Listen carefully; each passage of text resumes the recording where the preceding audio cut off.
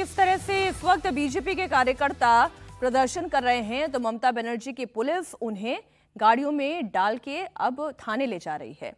कोलकाता के निर्भया कांड की बात होनी इसलिए भी जरूरी है क्योंकि लेडी डॉक्टर से हैवानियत के बाद इस पर राजनीति भरपूर हो रही है। बीजेपी अब से थोड़ी देर के बाद पूरे बंगाल में चक्का जाम करने वाली है और उससे पहले ही बीजेपी के कई महिला नेता आरजीकर मेडिकल कॉलेज में प्रदर्शन करने के लिए पहुंची थी। अग्निमित्रा पॉल, रूपा गांगुली, ये तमाम नेता धरने के लिए बैठी हुई थी। पुलिस ने बीजेपी की इन महिला नेत्रियों को हिरासत में ले लिया। कलकत्ता हाईकोर्ट ने 14 अगस्त की रात हुई हिंसा पर सख्ती दिखाई और हाईकोर्ट ने इसे राज्य सरकार की नाकामी करार दिया।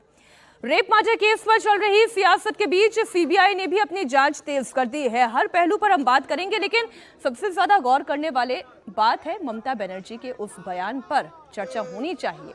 ममता बनर्जी ये कह रही है कि उन्हें छात्रों से कोई परेशानी नहीं है, उन्हें डॉक्टर्स से भी कोई परेशानी नहीं है। अरे उनसे क्यों परेशानी होगी और किसे परेशानी होनी चाहिए?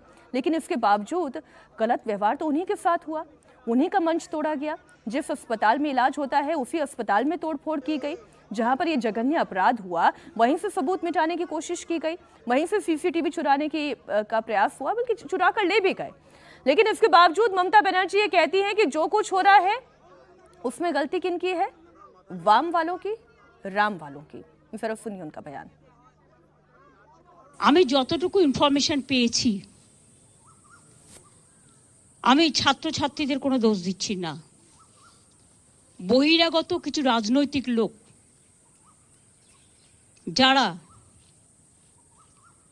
বাংলায় অশান্তি করতে চান, বাম এবং রাম, তারা একত্রিত হয়ে এই গন্ডগোলটা করেছে। আমার সবচেয়ে খারাপ লাগছে কি জানেন? ঘটনাটা তো দুঃখজনক। আমরা বারবার বলেছি ওর ফাঁসি চাই, আমি তো কালকেও মিছিল করব ফাঁসির দাবিতে। अवधेश जी, ममता बनर्जी इतना खुले में भगवान का नाम कैसे ले लेती हैं? वाम और राम कैसे ले लिया उन्होंने राम का नाम? तो जिसके लिए वो बचाव करती हैं 30% वोट के लिए, वो राम के नाम से ही तो उनके पक्ष में ध्रुवीकृत होता है।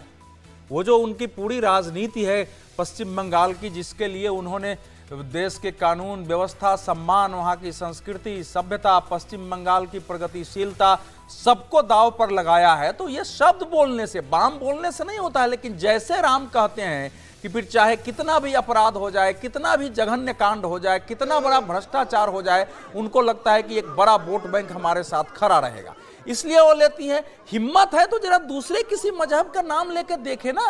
मैं उसके भी पक्ष में नहीं हूं कि ले। देखिए, ये घटना इस समय पश्चिम बंगाल की घटना पूरे देश के लिए, हम सब के लिए केवल शर्म का विषय नहीं है, एक बार ठंडे मन से रुक के विचार करने का विषय है कि हमारी वर्तमान राजनीति ने कैसी व्यवस्था कायम की है, जहां एक लड़की के साथ वो कोई छोटी तो डॉक्टर है, वो ट्रेनी डॉक्टर, सामान्य महिला की बात छोड़ दीजिए, बहुत अच्छे परिवार की है, हायर मिडिल क्लास फैमिली की लड़की है, और उसके साथ इतना जघन्य कांड होता है और उसको भी पश्चिम बंगाल सरकार जो है ढकने की कोशिश करती है और उसके न्याय के लिए लड़ाई लड़नी पड़ती है। लड़ने वाले पर सरेआम हमला होते हैं और मुख्यमंत्री खड़ा होकर अफसोस प्रकट करने की बजाय कि इनसे हमको कोई समस्या नहीं है, पॉलिटिकल पार्टी करा रही है, तो ये तो अपराध से बड़ा अपराध है। लेकिन इसका रास्ता क्या है? सवाल तो ये है। भारतीय जनता पार्टी प्रदर्शन कर रही है। देखिए, सिंबॉलिक प्रदर्शन से आप इतने बड़े युद्ध को नहीं जीत सकते हैं। आप बैठ के धरना प्रदर्शन एक दिन कर देंगे, एक दिन चक्का जाम कर देंगे। आप लड़ाई लड़ रहे हैं लगातार, जब से ममता बनर्जी वहां ही है, 2011 से आपकी लड़ाई चल रही है, 2016 से आपने सघन लड़ाई 8 वर्ष तक लड़ी है। लेकिन उस लड़ाई में अगर ताकत होती तो वो एक भय बड़े विपक्ष का, जिसको 77 सीटें मिली है, पश्चिम बंगाल प्रशासन पर, वहां के नेताओं पर, वहां के सब कुछ पर होता, जो दिखाई नहीं देता है। जब स्वयं भारतीय जनता पार्टी के कार्यकर्ताओं, नेताओं, आरएसएस के कार्यकर्ताओं, नेताओं को गांव-गांव में वोट करने के कारण गांव छोड़कर भागना पड़ रहा हो, तो फिर उसमें ऐसी लड़ाई से कैसे हो सकता है? मैं एक उदाहरण दे रहा हूं। देखिए, ममता बनर्जी ने जब वाम मोर्चा के खिलाफ लड़ाई शुरू की, शुरू में पार्टी उनके साथ थी, लेकिन जब पार्टी ने साथ छोड़ दिया तो ममता बनर्जी ने पार्टी को छोड़ दिया। और वो भी कम नहीं लड़ी है। जो सिंगूर और नंदीग्राम जो लोग गए हैं, वहां की लड़ाई को देखा है, हम लोग वहां गए हैं, वहां के लोगों को कम मार लगी है, इनके लोगों को गोलियां लगी है, मार लगी है। वहां भी ऐसे ही जैसे आज हमने धरना प्रदर्शन पर हमले देखे हैं, वहां भी ऐसे ही सारे टेंट वगैरह उखाड़ के फेंक दिए जाते थे, फिर वहां धरना प्रदर्शन शुरू होता है। तो भारतीय जनता पार्टी हो या वाम मोर्चा को तो छोड़ दीजिए, अगर इस प्रकार से संघर्ष करेगी, क्योंकि कोलकाता का एक एक घटना नहीं है, जो भी वहां घटना हो रही है उसमें जो राजनीतिक संघर्ष है वो संघर्ष उस रूप में नहीं हो रहा है। राजनीतिक संघर्ष के अलावा कोई चारा नहीं है। हर्षवर्धन जी भले 356 की बात करते हो, 356 का से किसी समस्या का समाधान आज तक नहीं हुआ है। 356 लगाने पर सुप्रीम कोर्ट खत्म कर देगा, यद्यपि कानून और व्यवस्था फेल होने जो आधार होता है 356 का, उसका एक ज्वलंत केस है भाई। कॉन्स्टिट्यूशन में तो ये भी लिखा हुआ है ना कि हमें किसी की धार्मिक भावनाओं को आहत नहीं करना है। और सीधे सीधे बात प्रदेश की मुख्यमंत्री राम के नाम पर कर दे, ये क्या ये धार्मिक भावनाओं को आहत करना नहीं है? और बड़े खुलेआम कर रही हैं। देखिए, वो राम और वाम कहकर पॉलिटिकल पोलराइजेशन कर रही हैं, मुस्लिम अपीजमेंट कर रही हैं, मुसलमानों का वोट अपने साथ ले जा रही हैं, ये सब अलग बात है। मूल बात ये है कि फिर 356 होना क्यों चाहिए? फिर राष्ट्रपति शासन का प्रावधान खत्म कीजिए ना, क्योंकि इससे ज्यादा नहीं हो सकता। मैं फिर से कह रहा हूं, देश के कई राज्यों में बड़ी विभत्स, बड़ी खतरनाक घटनाएं होती हैं, उन सब पर इसी तरह की प्रतिक्रिया होनी चाहिए। हर सरकार उसके लिए जवाबदेह होती है। लेकिन जो पश्चिम बंगाल में हो रहा है, यहां सीरीज ऑफ इवेंट्स है, यहां नियमित तौर पर कानून व्यवस्था ध्वस्त है, यहां रूलर का लॉ चलता है, ये कलकत्ता उच्च न्यायालय कह देता है। यहां जो इतना गंभीर आरोपी संदेश खाली का होता है, वो थाने में घुसता है तो मजिस्ट्रेट के चैम्बर में घुसने से पहले वहां जो बाहर रहते हैं लोग उसको सल्यूट मारते हैं। ताजे मुल्क शरिया कानून चला रहा होता है, सड़क पर महिला को पीट रहा होता है, थाने में घुसता है तो जो गारद वाला सिपाही होता है वो सल्यूट मारता है। जो वहां का विधायक है तृणमूल कांग्रेस का, वो कह रहा है कि मुस्लिमों में तो यही होता है, भाई आपको क्या दिक्कत है? वो ये बोलता है। वहां का विधायक कह देता है कि काट के तुमको फेंक देंगे हम हिंद महासागर में। भारतीय जनता पार्टी के नेताओं को, मुस्लिम विधायक है तृणमूल कांग्रेस का, वहां पर जो बंगाल के अलग अलग इलाके हैं वहां स्थिति यह है कि अगर आप जो चुनाव का समय है तो चुनाव के पहले खून से आपके घर के निशान आगे क्रॉस का निशान लगा दिया जाएगा, मतलब वोट देने गए तो मार दिए जाओगे। वहां भीड़ खींच लेती है अर्धसैनिक बलों से लोगों को। इसलिए मैं कह रहा हूं कि अगर यहां राष्ट्रपति शासन नहीं लगेगा तो कहां लगेगा? जहां इतना कोलैप्स लॉ एंड ऑर्डर, वहां पर चुनाव राष्ट्रपति शासन लेकिन में ही होना चाहिए। शासन लगने के बाद भी तो चुनाव ही होना है। और अगर लोकसभा चुनाव को देख ले, विधानसभा चुनाव को देख ले, ममता बनर्जी तो उस नंबर्स में एकदम जीती हुई साबित दिखाई देती आई है। अब आगे क्या होगा वो तो कहना मुश्किल है, लेकिन फिर भी तो चुनाव होगा, एक सरकार बनेगी। और अगर फिर वही ममता बनर्जी, पुलिस तो वही रहने वाली है, पुलिस तो नहीं बदलने वाली है। इस अधीर रंजन चौधरी कुछ कह रहे हैं, जरा वो एक बार हम सुना देते हैं। सारे जो गुंडे लोग आरजीकर कॉलेज के भीतर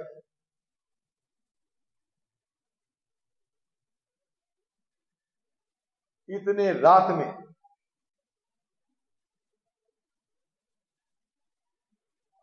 हमला कर डाले और साथ साथ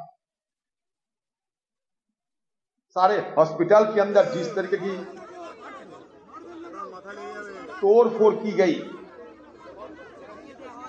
मुझे लगता है ये एक सुनियोजित तरीके से पुलिस की उपस्थिति और पुलिस की मदद से किए गए होंगे। मकसद ये था कहीं अगर कोई सबूत रह जाए जिसमें जांच पड़ताल में तफ्तीश में कोई सुविधा हो सकती, ये सारे सबूतों की, सारे सुरागों की नामो निशान मिटा दिया जाए। और इसलिए आपस में खेल किए गए, उधर से ये पत्थर मारते, इधर से पुलिस पत्थर मारते हैं, उधर से गुंडे पत्थर मारते हैं, लेकिन वो पत्थर किसी के न बदन छूते हैं न किसी के चोट पहुंचाती है, लेकिन पत्थरबाजी होती है। ये आपस में खेल खेला गया, सबने हमने देखा है। ममता बनर्जी, आपको ज्यादा मेहनत करने की कोई जरूरत नहीं। उस दिन जिस दरिंदों ने अस्पताल के अंदर प्रवेश करते हुए ये तोड़फोड़, अत्याचार और खासकर महिला की हॉस्टल में ताबड़तोड़ तोड़फोड़ किए गए थे, हमला किए गए थे, ये सारे की तस्वीर, ये सारे की पहचान सोशल मीडिया पे उभर कर आ रहे हैं। सोशल मीडिया बारीकी से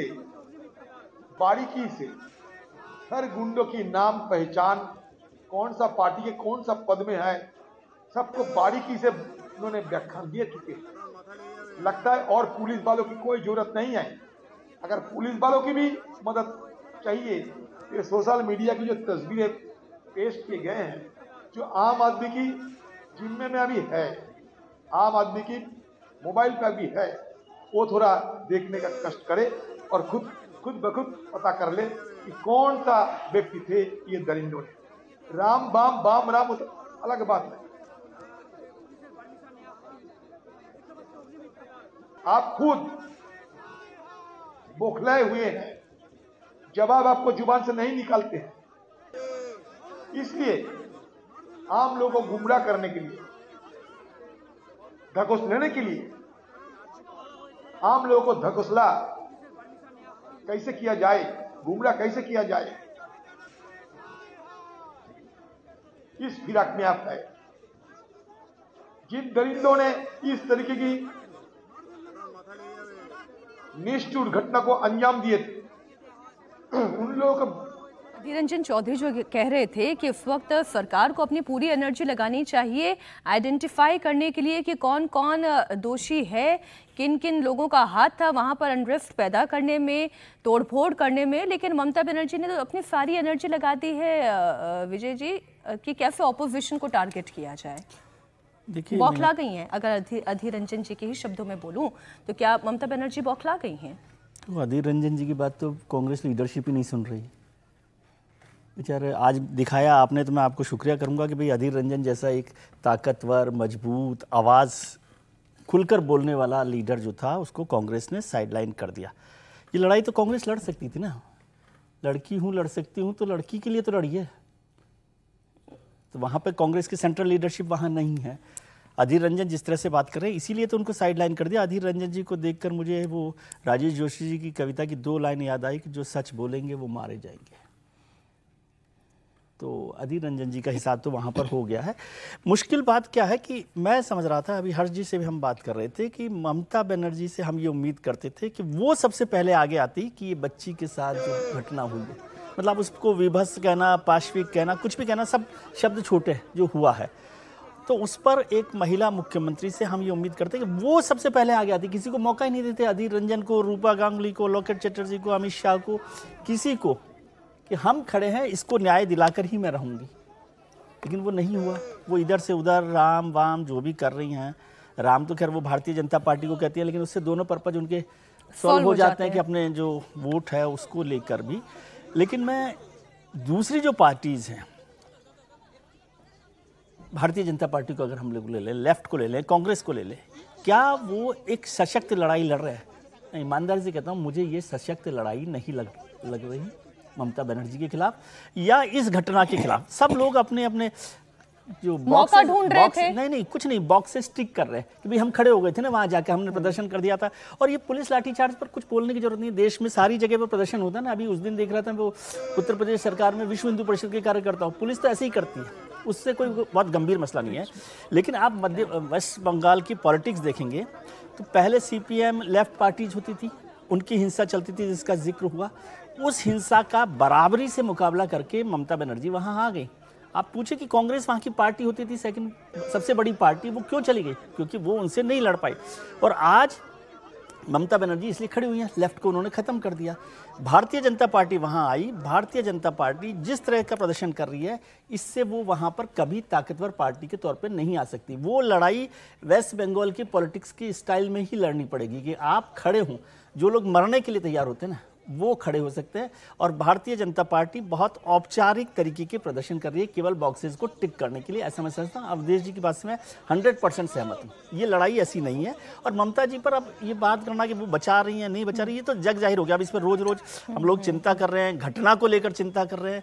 और मैं हर्ष जी की बात से, सारी बात से सहमत होते हुए मैं उसको 356 के साथ नहीं जाता हूं, क्योंकि 356 को तो फिर हर एक राज्य के लिए ये बहाना मिल जाता है। लेकिन जितनी बात वो कर रहे हैं वो सब ठीक बात है कि वहां जिस तरह की स्थितियां हैं वो बहुत गंभीर हैं।